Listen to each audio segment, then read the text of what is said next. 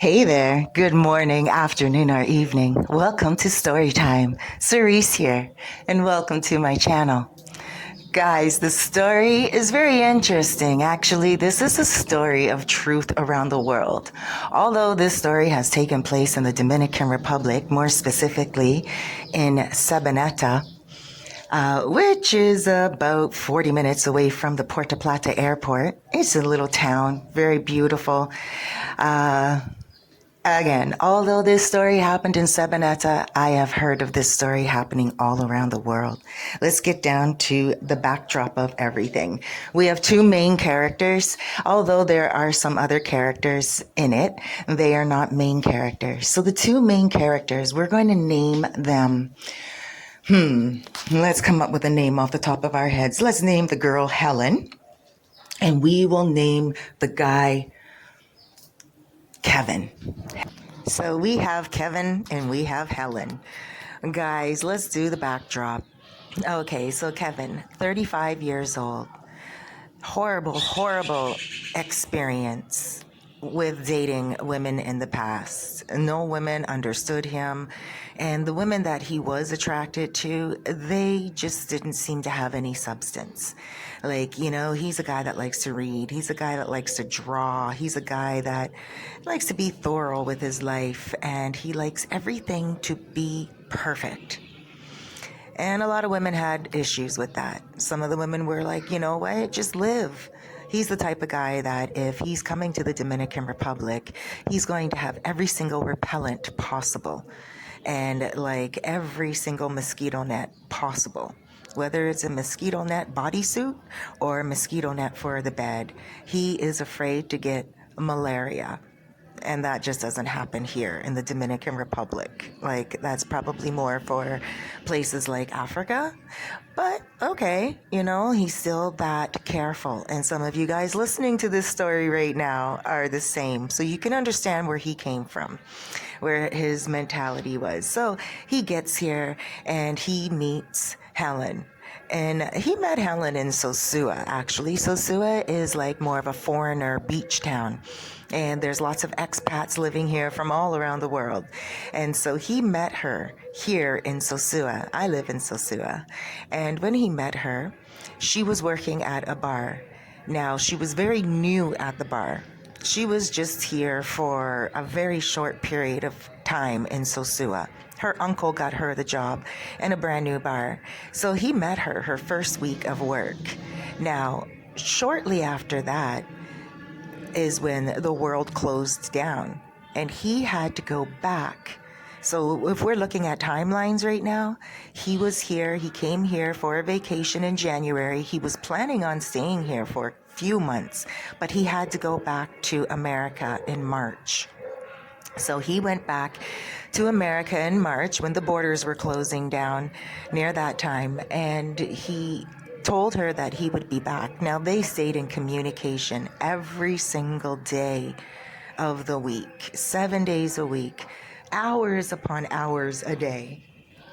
They got so close that he actually started to send her money during the world shutdown, and her grandmother died during the world shutdown. So this young lady is 21 years old, and she was living with her grandmother in Sabaneta. And when the world shut down, the grandmother got sick, and she died of old age. Now, of course, he felt bad for his girlfriend. Helen was all alone.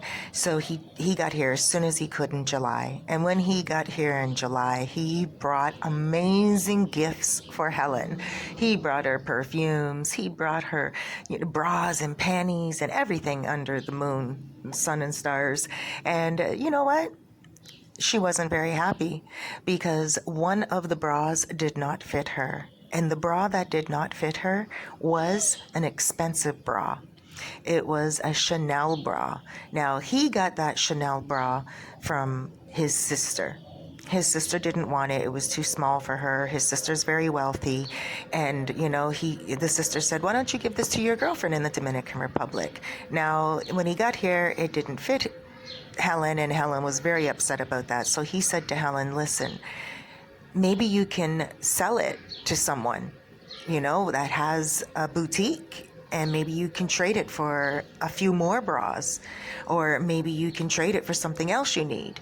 And she did not like that at all. She was embarrassed by it, but she still did it. She took the bra here to Sosua, and she went from boutique to boutique, and finally someone said they would buy it from her, but only for the equivalent of $50. Like, this bra was obviously worth way more than $50. But of course, she was able to get a lot more bras for $50, bra sets and pretty things. So she gave up on being angry, so to speak. Well, now the two of them are sitting in Rumba Kings, and a guy walks by with watches, and he's selling beautiful watches, and he has a beautiful fake Rolex, and she wanted it. And he's like, no, baby, I'm not buying you a fake Rolex for 2,500 pesos. That's $50. He's like, you just got $50 from the bra, and you bought yourself something nice. Let's just have a bite to eat, and we will go back to Sabaneta, and if you want to watch, I will buy one for you on Amazon. And she was fine with that. So they went back to Sabaneta, and hey, immediately she wants him to go on Amazon, and she's like, open up your phone, let's go on Amazon so we can see what watch I want. And he said okay. He knew that she was excited about it, so she's picking out all these, $300, $400 watches, and he's like, sweetheart, you don't need a watch like that just to tell time. You just need something very simple. We're out here in like almost the countryside, and we don't go out to theater, we don't go out to the movies, we rarely go out to dinner. We're here all day. If you just want something to look at, then how about we pick something that's reasonable? And so of course she didn't like that, and she refused, and she said okay, she just doesn't want to watch. And he said, okay, fine. So that was it. And that it kind of went on like that with materialistic things for the whole vacation time that he was here. And he said to me, he said, Cerise, you know what? I was so disgusted. I felt like I was an ATM, or I felt like I was just a store. And she didn't understand that the money needed to be made. And of course, maybe she didn't understand at all. She would say to him, can you order me something online with your credit card? And he would say to her, a credit card is not free money. A credit card is borrowed money. And she would say, yeah, but it's still money. Like, it's on your card. Like, she looked at it like it was a rewards point card. Like, you shop at a store long enough and you get enough rewards, and then you can redeem them for a product. Yeah, that's not what a credit card is, as you know. And so he had to try to explain that to her. And then finally, he just said, you know what? She's obviously not going to get it. So he learned a strategy on how to just tell her another day, or wait till I go back to America and I'll get you something. And so that was it. He ended up staying 2 months with her here, July and August, and he went back to America in September. When he got back in September, he found out, dun, da, da, da, she's pregnant. So he was like, oh my gosh, okay, he has to get back down here as soon as possible. The fact that he worked online worked out best for him. So that's what he did. He planned to come back down here, and he had a little bit of a savings, and he thought, you know what, when he gets down here, why not start looking for land? Or why doesn't he rebuild the grandmother's house? Because Helen was now living in that house all alone, and it really did need a new roof, and it needed some new walls. It needed to just be rebuilt. And so he thought, hey, build something right beside that house, because Helen owns the land, and just build a brand new house and use the old house as like maybe an outside kitchen or something, And that was his plan. When he got here and he told her about the plan, she was excited, very excited, and she thought it was a fabulous idea. So, of course, they started to build immediately on the grandmother's land. And quite often that's what they do here in the Dominican Republic. They will put up the walls with brick and mortar, and then, they will add a second floor as time goes on.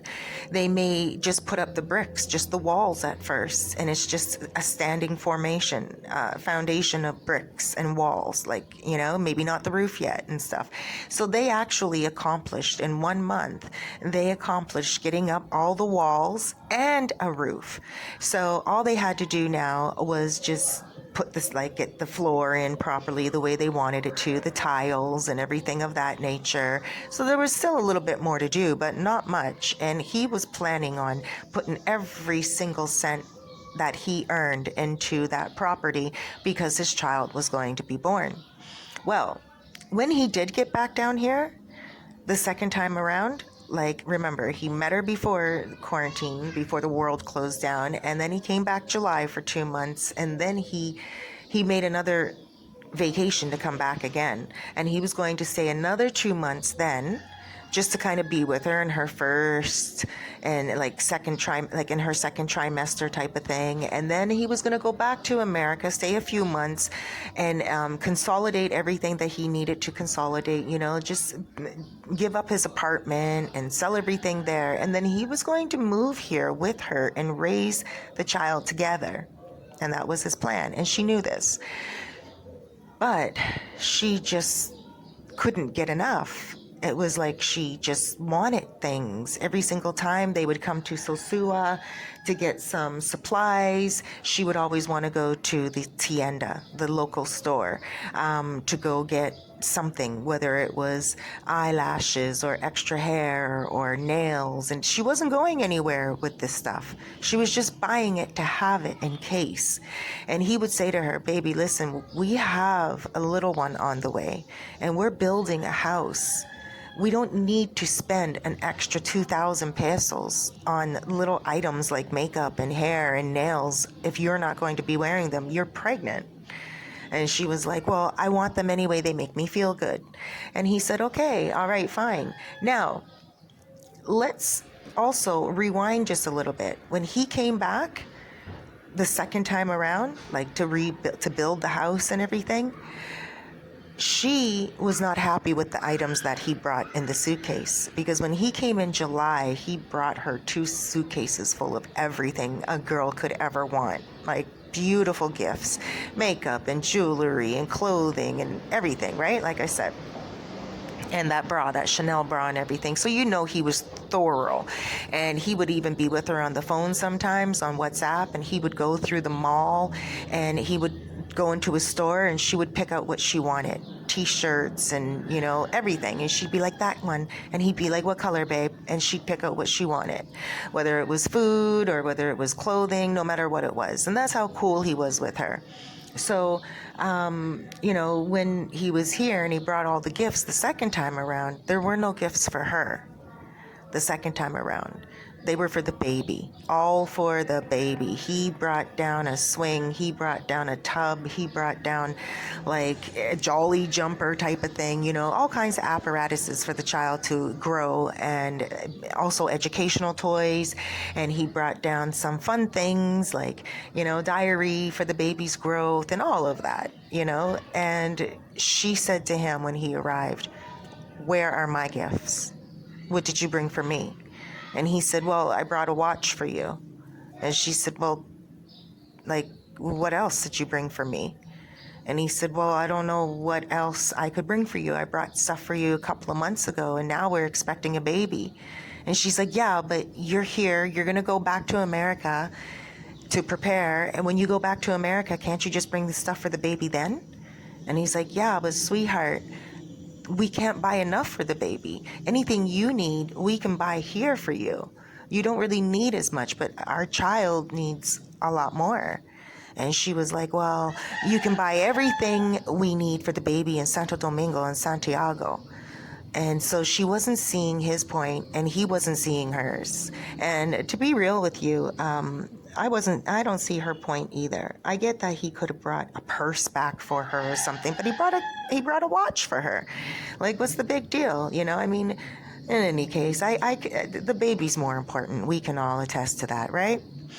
So then he got past that vacation, so to speak, and he went back to America to wrap everything up, to consolidate everything, and like his plans were going to be. So he gave his apartment up, and he left his car at his sister's house. He wasn't ready to sell that, and he came here to the Dominican Republic. Because he worked online, he didn't have to let go of his job. Now he works in sales and he makes only commission. So if he's not working, then he's not making money. When he came back here, his company started to go down a little bit. Now he came back here in December. Okay, and just a month ago, and his company sales were not doing very well. It just had to do with the beast of what's going on in the world right now. So obviously he, is making less money, but he's still working.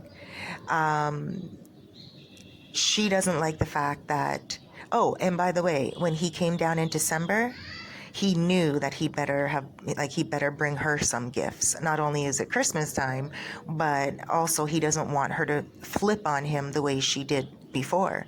So he thought, you know what, she's right. We can, they can go to Santo Domingo, they can go to Santiago for the stuff for the baby. And so he said that in December when he came down, he brought more gifts for her. Because he wanted to make her happy, and he didn't want any arguments, and he just wanted to be here with the birth of the baby and really enjoy life. It's paradise, right? So when he got here, she opens up the suitcases. He told her, he said, here you go, baby, these suitcases are for you. And she opened up the suitcases, and the first thing she says to him is, why all this makeup? Why all these clothes? What about the baby? And he said, well, what we need for the baby, we can go to Santiago or Santo Domingo. And she's like, the baby is due very soon. When are we going to have time to go to Santiago or Santo Domingo? And he's like, babe, we'll get on a bus, we'll go, we'll shop around, and we can take a cab home. Or if we need to, we can take another bus home. Like, it doesn't matter. It's a good trip. And she's like, I don't want to go on a bus pregnant. I don't want to even go in a car pregnant. That's a long way to go. Now, Santiago is 2 hours away. Santo Domingo is 4 hours away, roughly. 3.5, depending on, traffic. And she didn't want to sit on the bus for that long or in a vehicle for that long. She's pregnant. Okay, so he said to her, don't worry about it. I'll go for you. I'll go. It's my baby too. And she was livid. She was like, you don't even know what you're doing. What are you doing? And she was like, the baby has nothing. You're not doing anything to make sure our baby is okay. And she went off. And that was it. And he couldn't deal with it any longer. Kevin is not a person that is mentally equipped for stress or an ungrateful woman. So he decided that he was going to go book himself into a hotel for a week. Now, he told her that he was in a hotel here in Sosua for a week and that he just needed some space away from her. And she could not understand that. She said to him, if you need space from me now, imagine the future. When we do have a baby, you can't handle being a dad. What will happen? And she started to scream and holler and yell. And you know what he did? He hopped on a plane and went back to America. And he saw a video of mine, not a story time, but another video talking about getting a woman pregnant here and what are the rules for child support. And his fear was this, because he loves the Dominican Republic so much, he doesn't want that situation to stop him from coming here. And his question to me was, if she has the baby, well, she's going to have the baby, but when she has the baby, will she be able to report him to the authorities? And will he get pulled over at the airport when he arrives and get put in jail for child support? That was his fear. And no, that won't happen, at least not right now in January 2021. That's not going to happen. So if any of you guys have had a child before this time, your child could be 5 years old right now. It could be 10. Don't be fearful of that. Now, if you are willing and ready to pay support to your child, like you should, absolutely come here. You're not going to get pulled over at the airport, like by customs or anything, if you didn't do anything criminal.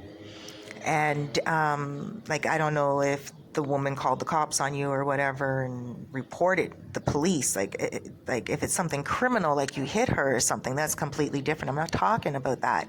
I'm talking about a similar situation to Kevin's. So, no, you can arrive here, and if the woman bothers you, you contact the courts, and you go to the courts and you find out what the woman pays every month for the child, and you have to take care of half. So the beauty in it all is here. There's economically speaking, you don't have to spend as much money on your life. Like for instance, rent. In Sabaneta, in a place like Sabaneta, well, he wouldn't have to pay rent because Helen owns the home. But the maintenance of the home, the electricity, the food, everything might come up. Like all the expenses might come up to a good $250 a month. And he would have to pay half of that. But if the expenses come up to $250 a month for the child only, you get what I'm saying? So she has to pay for herself. It's only in regards to the child that he would have to pay. So it's not that expensive. Diapers are expensive here, the same price as they are in America. Milk is expensive as well in some ways if the child is on formula. But a lot of the times the mothers breastfeed here. Okay, so they're not paying for anything for milk. So that was Kevin's concern. And I put Kevin in touch with a gentleman by the name of Felipe. And Felipe is from France. He is an expat here who has a child, and he actually took the mother to court and took the child from the mother, and he has full custody here. And because he went through that experience, he has a lot of knowledge where he can also help you too. So if you need that help, you let me know and I can put you in contact with Felipe and you can have a consultation with him, and I'm sure that he can point you in all the right directions just to ease your mind. And so you guys, you and the woman, can come together as one and raise this child with love, and this child can feel that it's being taken care of, and not with fear. You don't have to have fear. Come with faith and know that any situation can work itself out. So with that being said, Kevin is terrified still to come here, and he does want to be here for the birth of his child, but he has already resigned to the fact that that might not happen because he is so terrified that she's going to try to put him in jail. Apparently, they have spoken back and forth via phone, and she's just been unbearable to deal with. And it's very concerning to him because she has threatened him that she's going to give the child away to her aunt and that he will never see his child. And then one day she yells at him and tells him that if he doesn't come to the child's birth, she will put him in jail. And then another day she's totally mentally on point. And then she'll say, "Can you please come? I'm sorry. It's just that I'm scared. I need you here with me." And he doesn't know what to do. He doesn't know what Helen he's dealing with on each day. Can you blame him? I don't think so. I think it is a little concerning, very concerning for him. So I will give you guys the update on what he decides to do, because he said to me he is comfortable with the fact that he may not be here for his child's birth.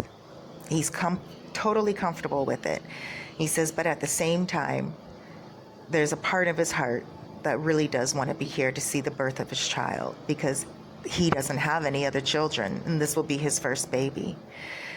But I guess I'll have to keep you guys updated. And, just in regards to a woman like that, if you are a woman like that, calm down. Never put that type of pressure on a man. If he's providing for you, be so happy. Imagine there are women like me around the world hustling to make $1, no pension, no government assistance, no man around me, and I'm making it work. I'm not a low maintenance woman. I like watches, I like jewelry, I like nice clothing, I like, nice hair products as well. I'm not a low maintenance woman, but I'm also not a high maintenance woman. But I'm also a woman that is self-maintained.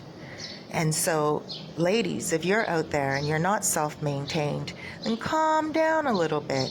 You don't need Louis Vuitton and Chanel. You can get a nice quality gift and be happy with that. At the end of the day, I just want to say to the men out there, don't be afraid and don't be bullied. And to the women out there, take it easy. No matter where in the country you live and no matter where in the world you live, take it easy on the men. A car is a car. Your man doesn't have to have a Mercedes Benz. A home is a home. You don't have to have a huge, gigantic mansion. And if your husband or your boyfriend has a good little savings, allow him to keep saving. Don't dip into that just to go buy yourself something nice. Keep it for the future. Use your common sense. Relationships are difficult enough without piling on all these other expectations. And yes, men in the past and these days have been considered the providers. But to provide for someone means food and shelter. It shouldn't have to mean the most expensive gifts and going above and beyond with vacations and all that stuff. Just Christmas that passed, I had a couple of clients, because I'm a soul coach and I do a lot of life coaching as my career, my business, and I've had a few women contact me at Christmas time who were completely distraught about the size of their ring that they got, or the lack thereof. The diamond was too small. It wasn't what they were expecting. And those women do need to be put in check, because they need to understand that it's not the value of the ring. It is the thought behind the ring. Some women didn't even get proposed to. Some boyfriends didn't even think of it. They were just like, okay, Merry Christmas. Here's a vacuum cleaner. And hey, some women were expecting a ring. So, there are some women out there who are high maintenance and they're expecting a rock instead of a ring. And ladies, we need to get past that in life, especially now with the state of affairs that's going on around the world. We need to stop focusing on the physical things and start focusing on the mental things. Start focusing on the power of the mind, the power of strong emotions, the power of support and love, and lifting our men up like the kings they are, as opposed to putting them down because we didn't get the same size ring as our friend got, or because we don't have the same size house as our sister has, or the neighbor. We got to stop that in 2021, ladies. We are pushing men away. There are men out there who are awesome men, and they're not making $1 million, but they are sweet and considerate enough to make sure you have a roof over your head. And most of those men worry about us women.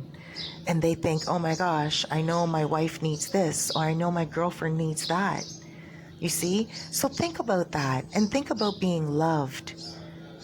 Being pampered is beautiful, but wait for your birthday for that.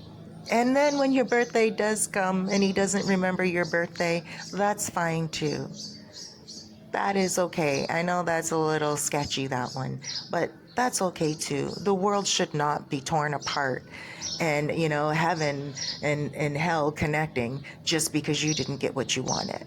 Okay, ladies, we need to start treating the men with more respect. And I know a lot of you ladies out there are saying, well, he needs to treat me with respect. He took me to McDonald's on our first date. Okay, you still ate, right? Maybe he just wanted to go through the drive-thru, sit in the car with you, eat a burger, and talk to you and just spend time with you. I had a woman contact me and say, oh, you know what our first date was?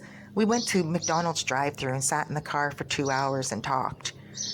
And I thought that was so sweet. I was like, wow, he just wanted to spend time with her.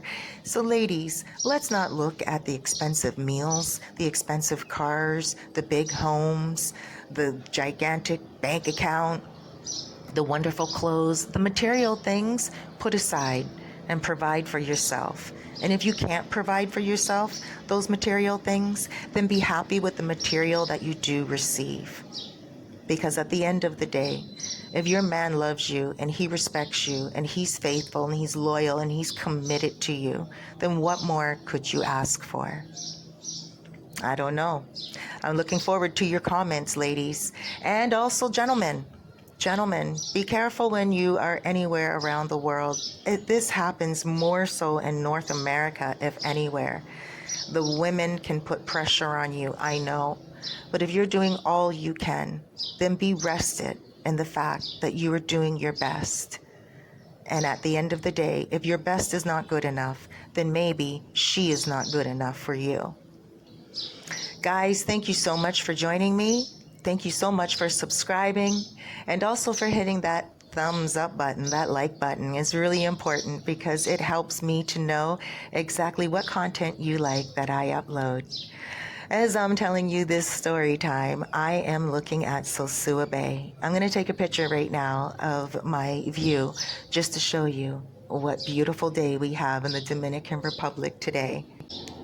Alrighty, guys, big blesses, loads of love, and huge hugs. Take care.